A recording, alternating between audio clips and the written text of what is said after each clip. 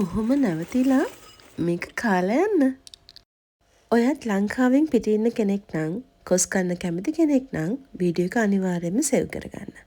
ඩීහයිඩ්‍රේටඩ් කරපු කොස් වලින් ෆ්‍රෙෂ් විදියටම කිරිකොස් මම ගෙදර හැදුවා. උතුරන වතුරට ලුණු එකතු කරලා මුලින්ම කොස් ටික තඹ ගන්න. ඔයා ගේන පැකට් එකකින් මුල්ම වතාවට හදනවා නම් මේ කොස් ටික මේ ගානට තැඹුණාට පස්සේ ඒ වතුර ටික පෙරලා අයින් කරලායි කිරි එකතු කරන්න ඕනේ. මම එහෙම කිව්වේ කලින් පාර ගත්ත පැකට් එකේ කොස් ටික තැඹුවට පස්සේ ඒ වතුර වල තිත්ත රසක් තිබුණා. ඔන්න ඊළඟට ඔයා වීඩියෝ එකේ දැක්ක විදියට මිටි කිරිත් එක්ක කහ කුඩු ගම්මිරිස් ඇට එකතු කරලා මම කොස් ටික උයා ගන්නවා. අවසානයේ මේ වගේ හොඳ සැර තෙම්පරාදුවක් හදලා ඔයාගේ කිරිකොස් එකට එකතු කරන්න. මම කලින් කිව්ව විදියට ඔයා මුලින්ම හදනවා නම් අර අයින් කරන වතුර පොඩ්ඩක් රස බලන්න.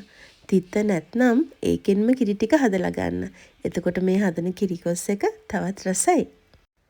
දැන් රස බලන වෙලාව. ලංකාවෙන් පිට ජීවත් වෙන ඔයාට මේ වීඩියෝ එක බලනකොට දැනෙන දේ මමත් දන්නවා.